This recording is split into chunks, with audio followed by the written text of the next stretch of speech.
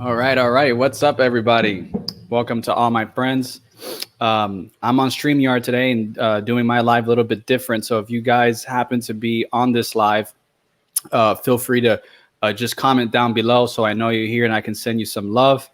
But anyways, today we are going to be talking about poop. Now, this is a funny topic and honestly one of my favorite topics to talk about because poop is super important. We have a lot of inside jokes at home, but like all my kids know what healthy poop looks like. And when they see daddy poop or when they poop, they're always like, "Oh, dad, that's good poop today." And I'm like, "Yep, that's good poop." So they understand already, the connection between food and poop and health, right? It's a pretty big connection. So let's get into today's topic. But I want to talk about, is your poop healthy, right? And we know, you've heard this saying that the eyes are the window of soul, but honestly, your poop predicts your future or predicts your health, honestly, with more certainty than anything else. Okay, it's a very important topic. So why is your poop such a great indication of health? Well, really, for a few matters, right? One of them, it lets us know about your overall microbiome health, right? And we know today that your microbiome is about 80 to 90% of your immune system. Some would argue, like Dr. Gundry, it's 100%. Regardless, it's an enormous and paramount foundation of health. And your microbiome plays a huge role in just producing, digesting food, producing specific nutrients that you need, producing specific neurotransmitters, producing short chain fatty acids that give energy to your mitochondria. There's a lot of things happening in the microbiome, and it's a new area of research, which is really exciting. It's still at its infancy. Science is still learning hugely about it. There's still so much to discover there. And honestly, your poop is a great indication of your overall health, right?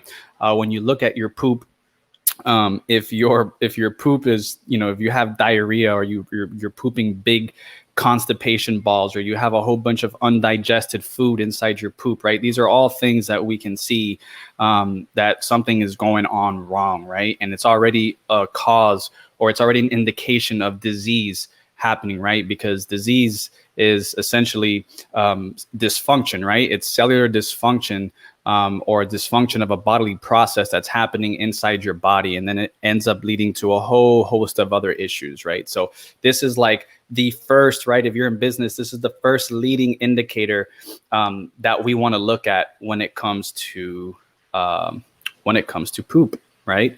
So let me see here. Give me 1 second. All right, there we go. So we got those things going on there regarding poop. It seems like I didn't share it on my main page, so apologize about that. But let's talk about some of the things that are happening, with poop, right?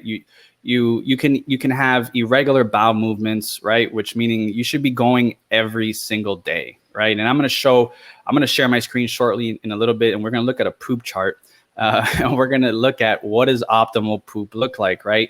And this is something you should be proud about, right? Give yourself pats on the back, and something you should look forward to seeing every day. So if you're joining me live, I can't see who you are, but feel free to put your name in the comment box so I can send you some love. But anyways, when it comes to poop, again, if you're having bloating, you're having excessive gas, you're having pain, you're having constipation, you're having diarrhea, all these things are signs that something is going wrong. And ideally, you should be going to the toilet seat, right? You should be going every day. Ideally, optimally, you should be going multiple times a day. If you're going, once a day, that's good. That's not bad at all.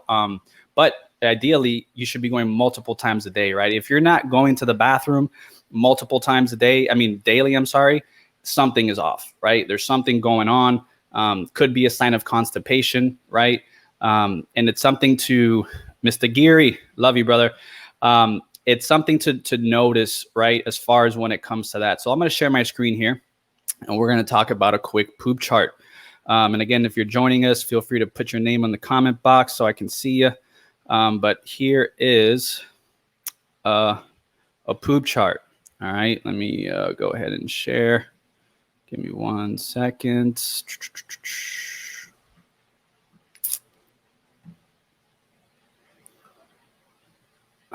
All right, here we go. Once a day right here, sometimes every morning after coffee. Yep, mine too. So here is a poop chart. Okay, here's what, and now this is the Bristol stool chart. It was founded by the British. Now here's something interesting. You're going to hear this differently from me. And this is something I recently discovered as well. But essentially, most doctors, and according to this Bristol poop chart, your poop is optimal around type 3, type 4. That's what it should look like if your poop is optimal, right? Type 1, type 2, clearly signs of constipation. As you can see, even in type 2, it's getting compressed, right? It's like your poop can't pass through the intestines, and it's like struggling to get past. And that's why, people, when you're pooping and you're constipated, constipation does not mean only that you're not going daily, right? Like you can be going still daily, but if your poop is coming out like type 1 and type 2, it means that stuff is stuck there and it's not flowing like it should be, right? Your poop should be coming out. It should be coming out as easy as when you pee, right? It should be effortless. There shouldn't be any straining. You shouldn't have to like push or anything like that. It should just come out nice and easy. So, but actually type 3 is also still somewhat of a form of constipation. And that's what most doctors won't tell you. And actually most doctors are going to tell you, Jared says, I'm literally taking a type 6. What now? Type 6 is not bad, actually, Jared. So type 4, type 5, and type 6 is ideally where you want to be. Typically, you want to be around type 4 to type 5, just because type 6, can be harder to control. It can, put you in a situation where if you're out and about, right, like you might have to just literally crap your pants, and that's kind of uncomfortable and unpleasant, and you don't want to do that. But typically type 4 and type 5 is where you want to be. It means that things are passing very easily. Type 6 is also okay. Now, type 7 means that is more diarrhea, and there are signs of trouble with diarrhea, right? And there can be coming from constipation, from other stuff. Now, here's the thing. Most doctors think that, Jared says, I do take 5 of them a day, and I meant to look into it. You take 5 poops a day? Is that what you said? But so, basically what most doctors want to fix they think the way to solve all your poop problems is to drink more water and to eat more fiber. And that is wrong, entirely wrong. Fiber is one of the reasons why most people tend to be constipated, and they tend to struggle with poop. They tend to have a hard time. So Jared says he's doing 5 number 6 poops a day. That is a lot. So you're pooping 5 times a day. I like to see the poop number maybe go down a little bit. It tells me that there's a lot of hyperactivity going on within your colon.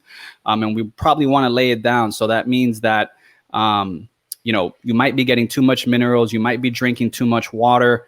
And there could be some other digestive issues happening, inside your gut. One of the issues with bad poop is, in your microbiome, if you have specific bacteria that are creating too much gas, it's going to cause way too much hypermotility. Okay. Another thing with poop also is if you're eating too much, guys, if for those of you who are clients of mine in my in my biohacking group, I'm sorry, that I'm always preaching to eat less, right? You want to give your digestive system, I drink 4 to 5 liters a day of water. Yeah, that's your problem, bro. You're drinking way too much water. You probably, ideally, a healthy 155-pound human doesn't need to consume more than about 6 cups of water a day. I'm sorry, 600 milliliters of water a day. If you look at my prior Facebook Live, Jared, I had a whole Facebook on, are we drinking too much water? And actually, this whole 8 cups a day myth comes from the fact that doctors forgot that when they came up with that, it's actually accurate. You want 8 cups of water a day, but what they forget to tell you is that half of that water actually comes from the food you eat. So you're actually getting half of the 8 cups a day from food you eat and just from cellular metabolism. Your cells are actually creating water and recycling water as well throughout the day. So cut back on your water. Make sure you're putting minerals in your water as well. You can either put some concentrate drops or some sea salt in there, and your poop should come out. You should be pooping less and closer to type 5 or type 4. So I hope that helps, brother. So now you know this is what the poop chart looks like. And again, you want to be around type 4, type 5, type 6. If you are in type 1, type 2, type 3, you are getting signs of constipation. If you're taking fiber supplements, I would cut back on them. And if you're eating a lot of fiber, you might want to cut back on that as well. It likely means that, fiber expands inside the gut. It creates more residue. And when you drink water, it expands up to 4 times bigger. So it just makes it harder for stools to pass. And doctors keep preaching this message. All the health organizations keep preaching the message that more fiber, more fiber, more fiber. And actually, when you have gut issues, which is already we're showing signs if you're in type 1 to type 3, more fiber is going to make the problem worse. It's just going to make it harder to pass. It's going to create more bacterial fermentation inside your gut. It's not going to lead to microbial diversity. It's not going to lead to increased short chain fatty acids. There's plenty of research showing that. So cut back on the fiber. Thank me later. You'll be a happier camper. Eat more meat and fat. And yeah, so let's talk about this. So why does fiber not solve the root of constipation? Well, like I said, fiber expands the intestines. It expands when it's inside your intestines, and it makes your stools harder to pass. Okay, when you're eating just meat and fat, meat is digested in the stomach. Mostly, that's the realm of the stomach. Fat is digested in the small intestine, as well as carbohydrates, and what's left over does not get digested in there. It goes into your large intestine for bacterial fermentation, meaning it's adding more bulk to your already bulky stools. Okay, that's why fiber can be a big problem, especially if you're supplementing and getting more fiber than you can. Right now, most recommendations, I think, are around 40 grams of fiber a day, which is ridiculous. I wouldn't eat anywhere near that amount of fiber. I don't think hunter-gatherers were eating anywhere near that amount of fiber either. There might be times when food was scarce where they probably were, but that wasn't an everyday thing like these organizations are recommending now. And they're recommending us to eat grains as part of the base of a diet, which is just terrible and really, really bad news for your gut and for your overall health. Okay. And so what's the problem when your stools are expanding due to excessive fiber? Well, for one, it can cause nerve damage, right? And there are many conditions inside your small intestine that when your nerve gets damaged in there, it's bad news. And then what happens is food starts taking longer to digest than it should, right? Your food should pretty much be gone from your small intestine within 24 hours. And if you have nerve damage, well, guess what? It's probably going to take a lot longer, which means that it has a much longer process for things to rot, for things to ferment, for things to cause even more trouble. So again, I don't think fiber many times is our friend when it comes to this. And then that's what's going to make you feel gassy, make you feel bloated, and things like that. And then, Jared, I don't know if you're still on, but if you're drinking 4 to 6 liters of water a day and you're eating fiber, well, guess what? That's bulking it up even more. And causing more problems. And actually, the diarrhea and getting, some of this mushier stools can be still a sign of constipation, because it's your body, your digestive system is working and it understands there's bulk in here and it's trying to get rid of it faster than what it normally is because it knows it's a problem. So it's trying to defend itself and protect itself from getting harm from the constipation, right? And again, this is stuff that your regular doctor does not learn in medical school. Most doctors don't know about. They just know how to treat symptoms to diseases. And unfortunately, they're not going to show you how to live a life of incredible health, right? Or superhuman health, what I like to call. So what can you do to get healthier poop? Let's bring it down to some basics, right? Again, if you're within type 4 to type 6, you're doing well. Ideally, type 4, type 5. If you're having poops of that every single day, pat yourself in the back every morning when you have your bowel movement. If you are having bowel movement, it's something to be proud of. But again, eat more fat and eat more protein. Again, that's probably advice that your doctor is not telling you to do. And again, it just comes from this fear that meat is going to make us die faster and fat is going to create heart disease. Again, both of those things have not been proven in any studies whatsoever. I have healed many diseases for myself and for that of my clients by telling them to eat more meat and fat. And another thing that you want to do is eat less, right? Intermittent fasting works really well. I personally just eat one time a day. I am mostly just drinking like tea. This is a matcha beverage, which has a little bit of fat in it, just some ghee and some MCT oil. Stick your eating to a small eating window. Don't be eating 5-6 times a day. That's terrible for your gut, terrible for your health in general. Again, eat less fiber. If you're taking fiber supplements, I probably would stop taking them. I wouldn't advise against it. And just don't be scared to eat more meat and fat. If you are a vegan or a vegetarian, you're probably getting excess amounts of fiber. And if your poop is not healthy, if you start eating meat and fat, it's probably going to cause issues because guess what? Your stomach's been wrecked from all these years. It's not producing enough acid to digest meat. So you might want to take an HCl supplement, and you might want to take some enzymes. I supplement with HCl whenever I feel stressed because I know stress affects HCl production in my body.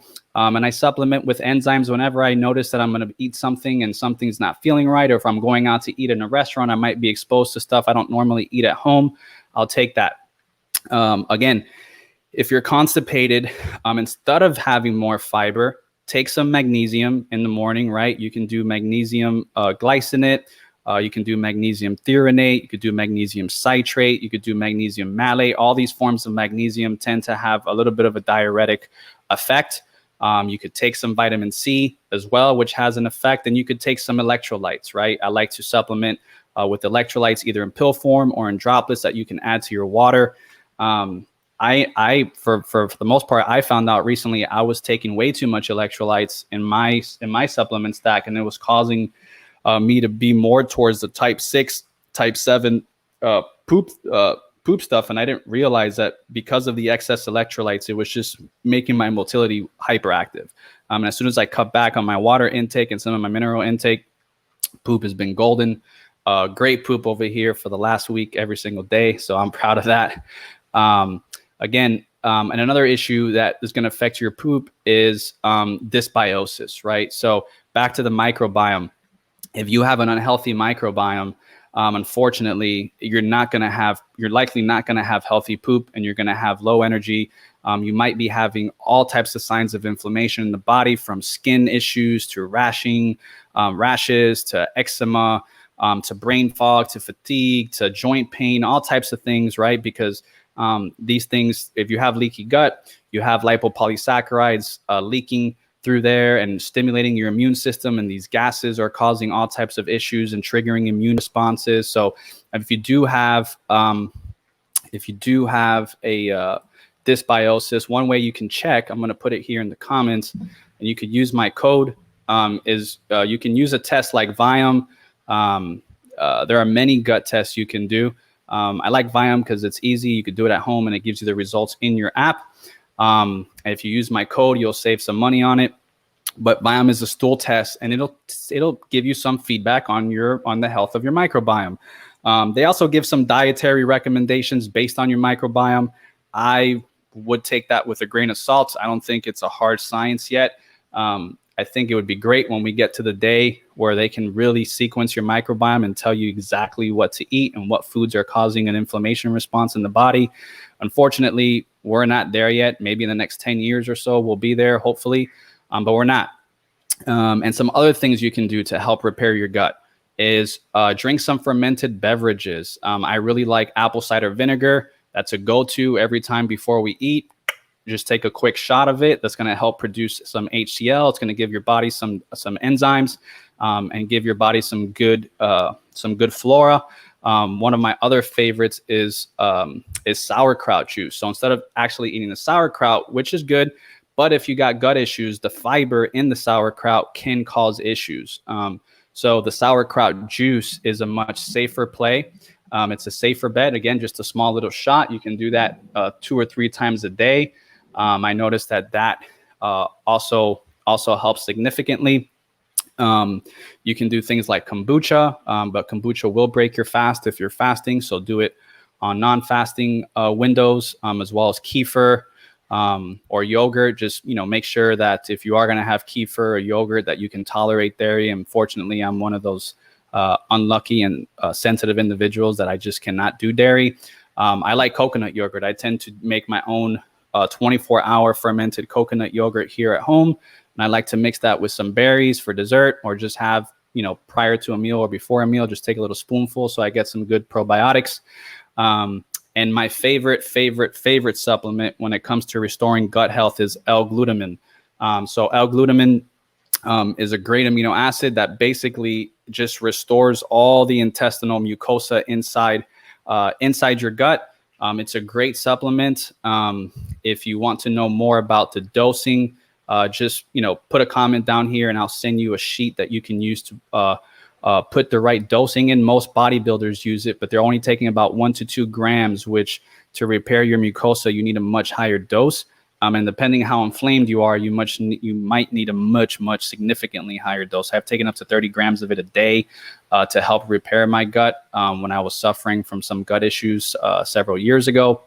And another cool supplement you could take is immunoglobulins. Immunoglobulins are great to repair the mucosa and just modulate your immune system.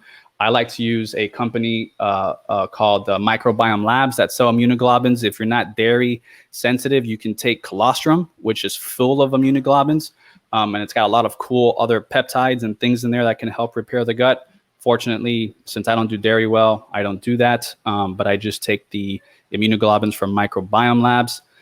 But that's about it. And then you can also add some polyphenols to your diet, especially when you're fasting. It's a great fasting hack to just enhance a fast and help with anti-aging and help create all the anti-aging effects when you're fasting. The polyphenols are going to help increase NAD levels. They're going to help turn on your sirtuins, which basically are going to turn on all the repair mechanisms inside your cells when you're fasting. So those are great hacks. Polyphenols, again, most of them are fat soluble. So that's why I'm a big bulletproof coffee or tea fat drinker, because I'll take my polyphenols in a fasted state with a little bit of fat. No, I don't believe that breaks a fast. I am not a fasting purist by any means. I just look at science, and I'm not aware of any science that shows that fasting, that fat or polyphenols will break a fast. So with that being said, that's pretty much it on poop. If you guys got questions, feel free to put them in the comment section. Be happy to answer any questions you have regarding your poop, or if you have any digestive disorders or digestive issues, or you could DM me as well. If you have any interest in joining my biohacking group, feel free to DM me as well. We could talk about it and try and upgrade your health, optimize your health, and get you running at full speed. Evan, I appreciate you, brother. Thanks for hopping on. Hope you found this insightful and helpful. And all right, well, if we don't have any questions, I'm going to bounce out of here. Sending you love. Hope all you guys have a great day. Have some great poop today as well, and great health. So, all right, everybody, have a great one. Take care.